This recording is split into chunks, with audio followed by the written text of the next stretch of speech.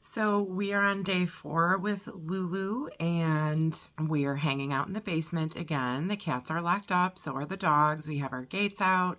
We have our leads on. We're still practicing good management right now, but she's being a really good girl and staying near me. And so one of the issues I'm working on with Lulu is desensitizing her to the television. So in her current foster home, she will actually run up to the TV and try to attack it.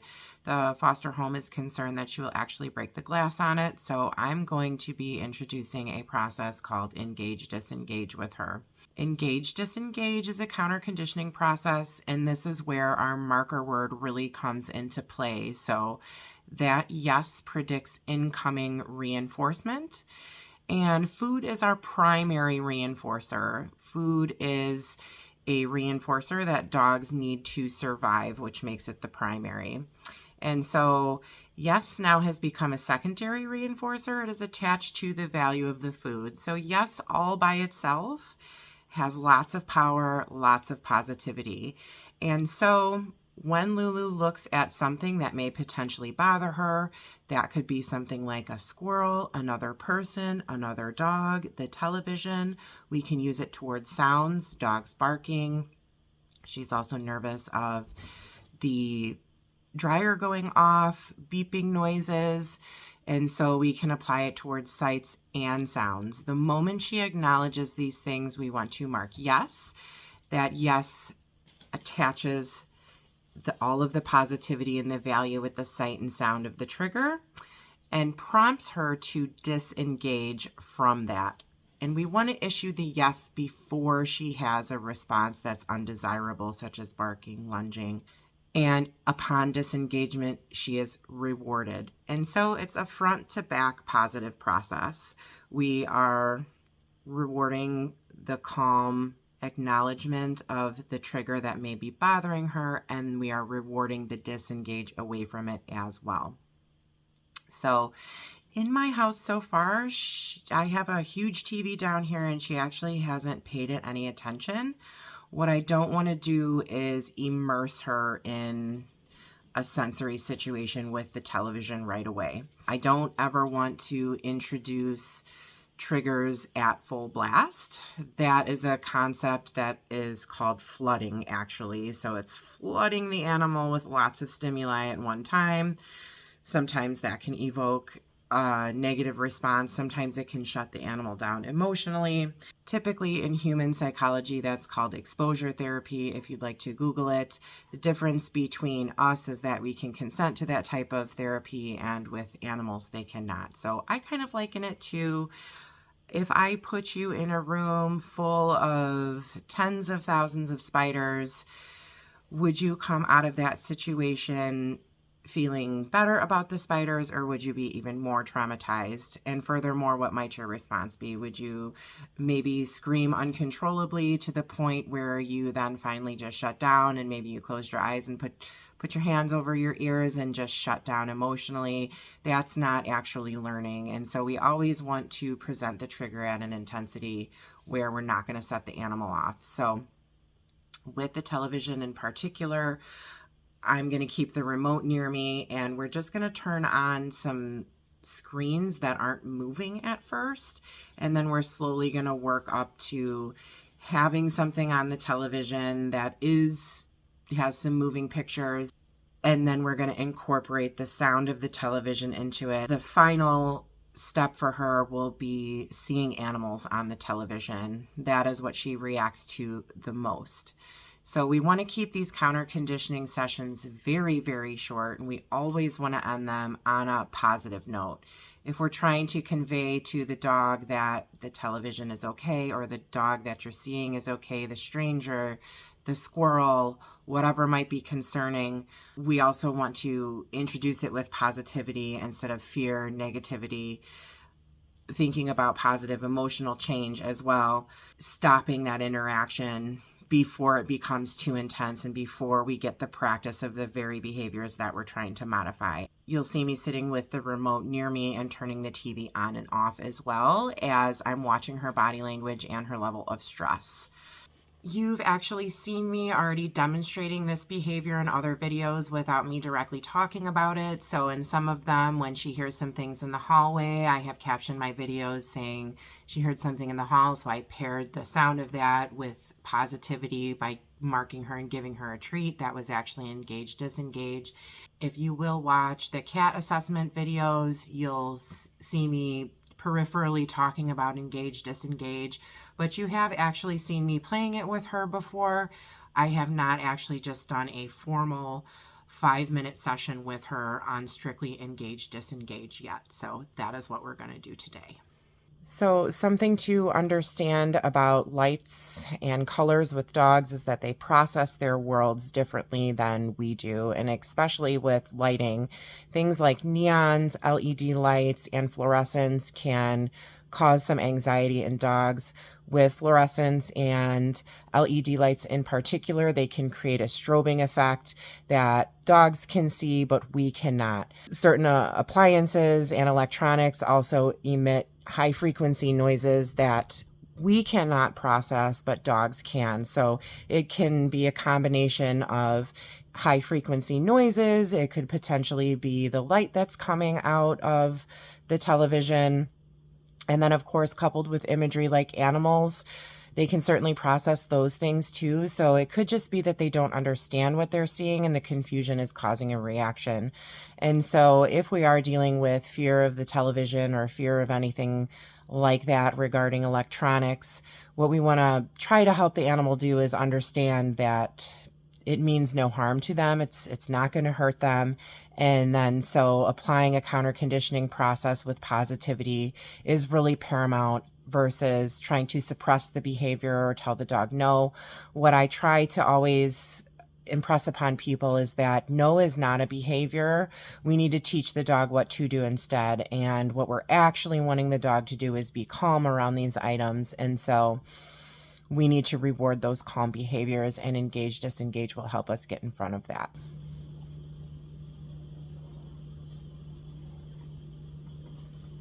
So there's no recognition of turning the TV on, at least not the noise. Not any noise that we can't hear and that she can anyways. Yes. So I'm gonna get a blank screen up here. It's just my Roku home screen.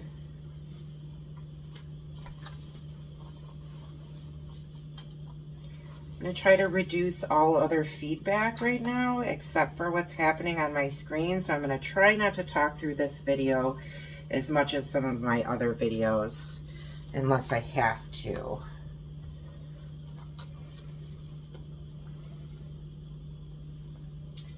I do have this lead on once again, so if I have to stop her from lunging towards the television or something like that, I have a form of management on me now too, so we can stop the practice of that.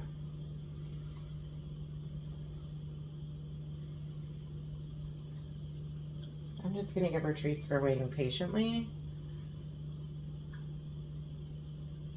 I'm just going to start pairing the clicking of my TV with positivity, although she's not at all bothered. Yes.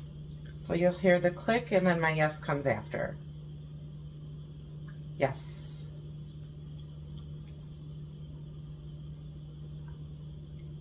Yes.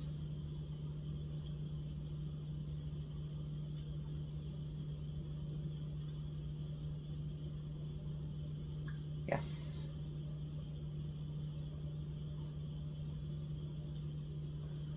Nothing yet. There's no worry about the sound of the clicking. See if I can put on the Netflix. I'm actually going to mute, because sometimes Netflix makes noise when it first turns on.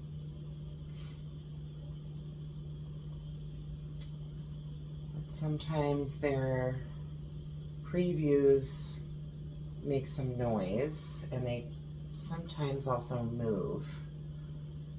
Okay, so Netflix is booting up.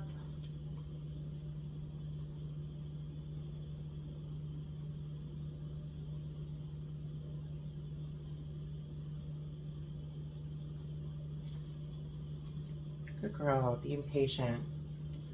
All right, so we've got some moving ads on the Netflix. She has not seen them yet. I'm gonna position myself more towards the TV.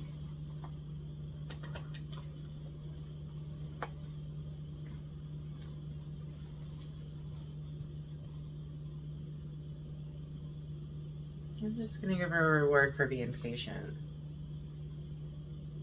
If she happens to look at that TV though, I'm gonna mark in a reward for it.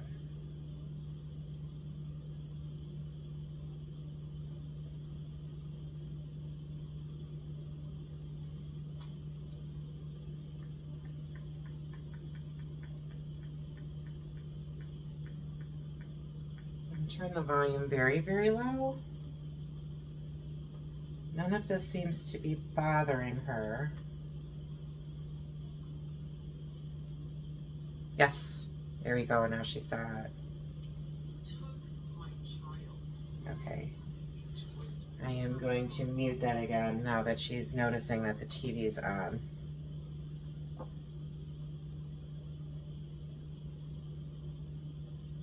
Yes.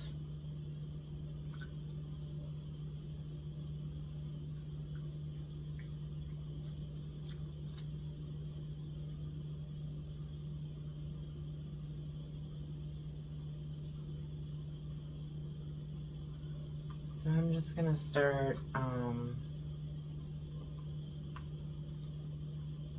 scrolling. Yes. So we got a little side eye from her.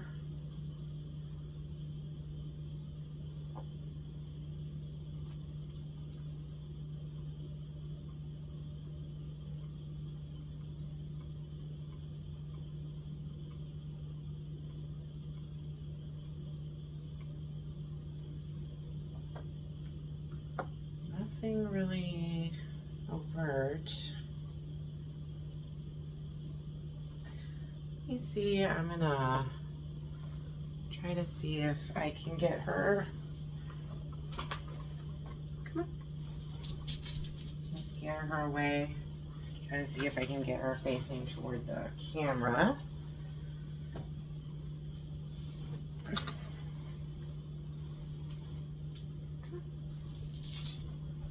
So that you guys can see her face.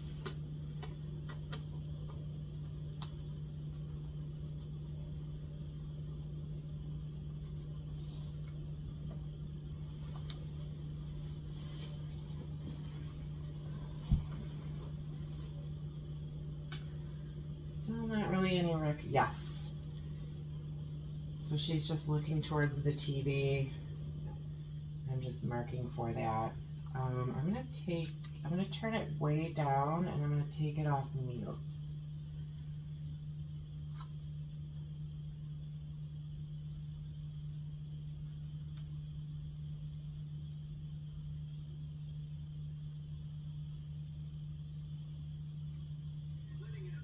Yes.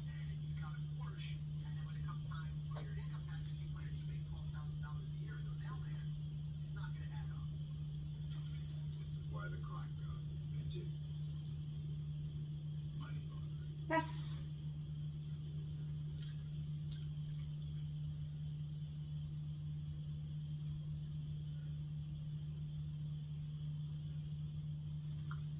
So I'm actually going to put on a show.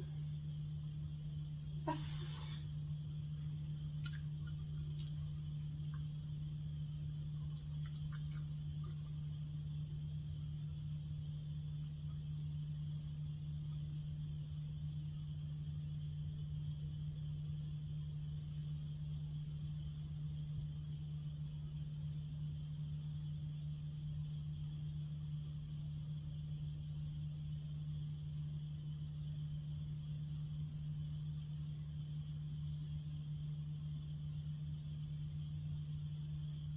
Yes. Girl.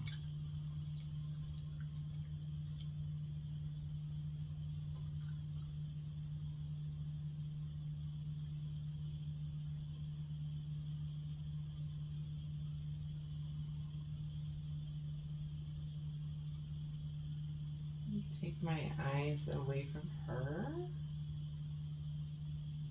Yes.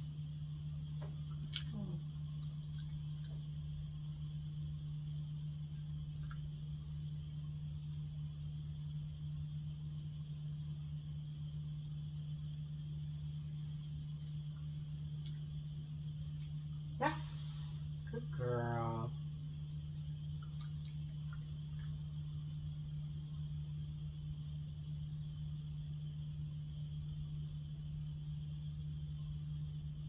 Yes.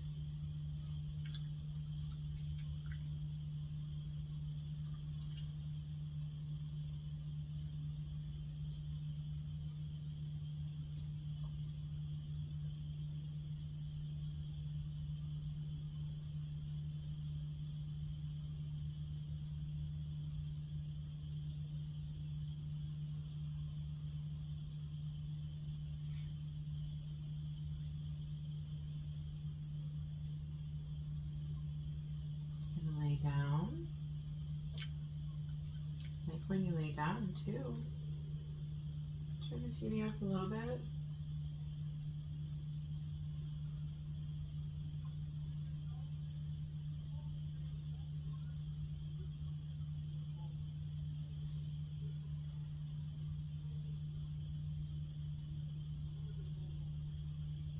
Trying to keep her in my peripheral vision without looking directly at her, because if I look at her, she's going to keep looking back at me because gaze is reinforcing.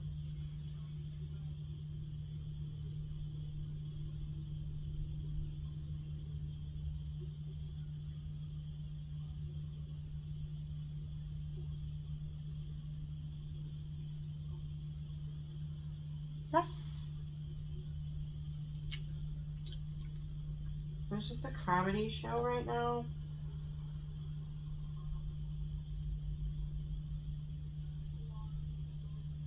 If you have a very severe dog, you could put on like Spotify, calming, you know, something with a screensaver. This has got a chaotic background. Really, the way that this goes is going to depend entirely on her reaction and how well she is counter conditioning and staying below threshold for me.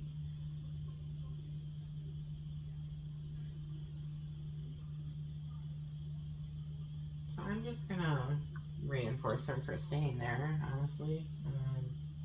I'm going to start kicking up the TV.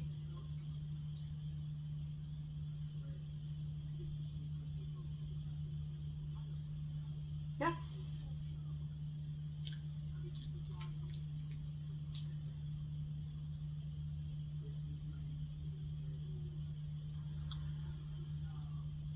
Yes.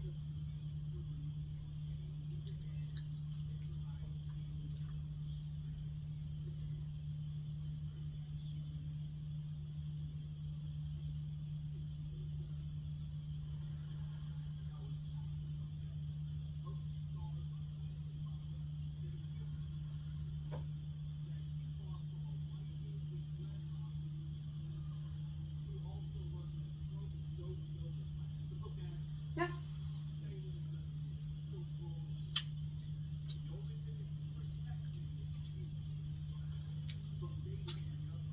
That's some foul language. Yes. Girl.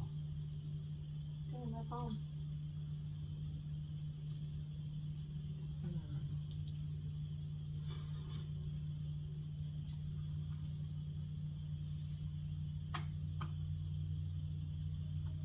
Yes.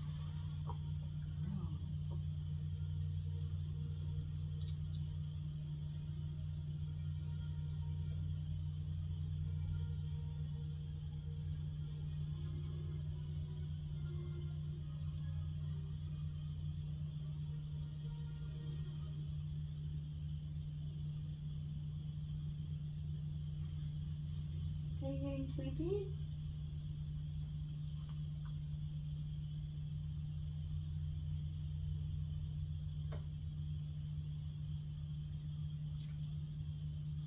Yes.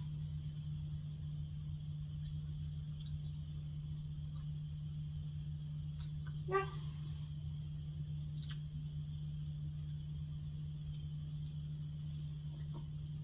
was trying to pick something without animal noises, animals before, so I picked the comedy show. We may run into some animal noises with this one. Yes, I don't know why she's putting her ears back, so I'm just going to mark. Yes, could be that certain sounds on the TV bother her ears. Yes.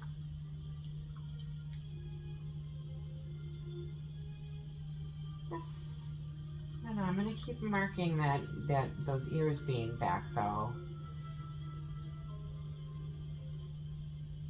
Yes, because she is flicking her ear that's closest to the TV. Yes. Yes. Yes.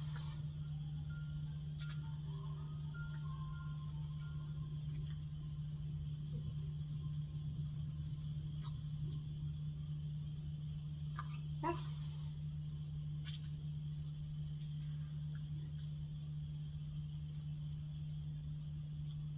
Yes. Girl. So, while I am morbidly curious what would happen if I didn't interrupt her, I'm not going to do it because I don't want to build that behavior into my television viewing time. So we don't want to make that a habit here. I actually don't want to see the behavior. I don't need to see the behavior to modify it.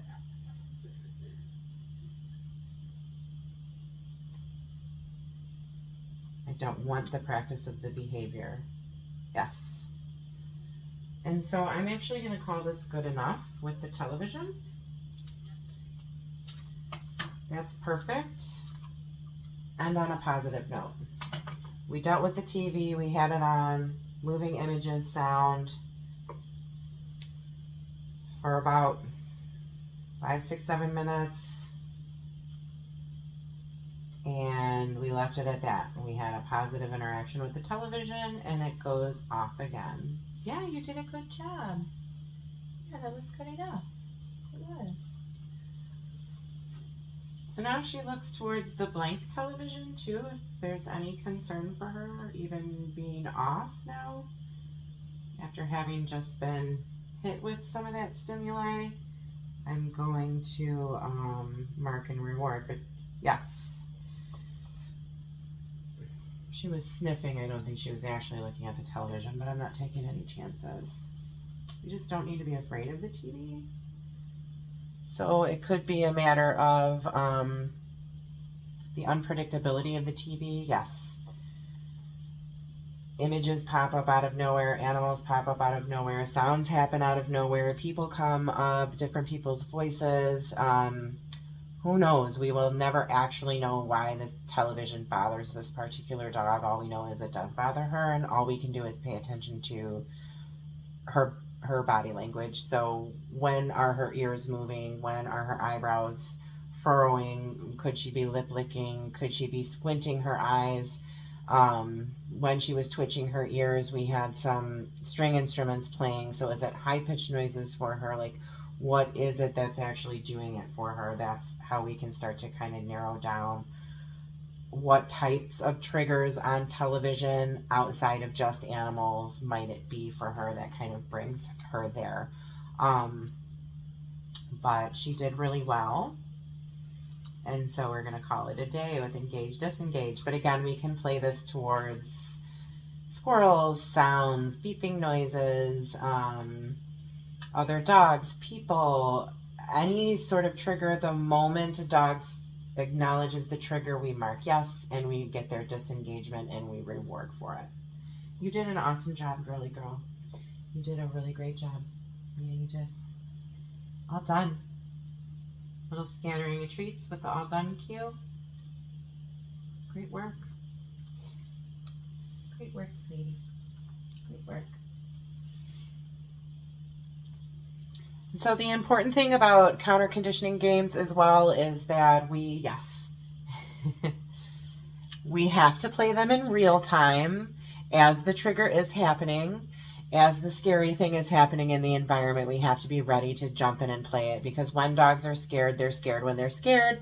And so if we're playing it towards things in the environment like squirrels or people on a walk or something like that, we have to be ready to play in real time. And so for a dog that struggles with the television, it would be my overall abundance to disallow the dog in the room when it's TV time for the humans, unless we have time to sit there and actively counter condition with her.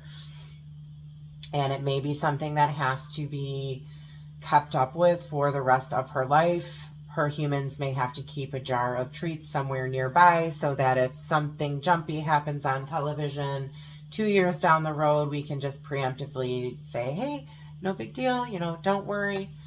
But I also have trust in her now, and I have also established myself as a predictable person. And so she knows that nothing bad really happens when I'm in the room, only overwhelming positivity. And so I could be serving as an anchor to her now in the situation involving the television. It's hard to say. My TV is certainly huge, so it doesn't seem to bother her, although she does acknowledge it. So when it's on, she acknowledges it, right? Good girl.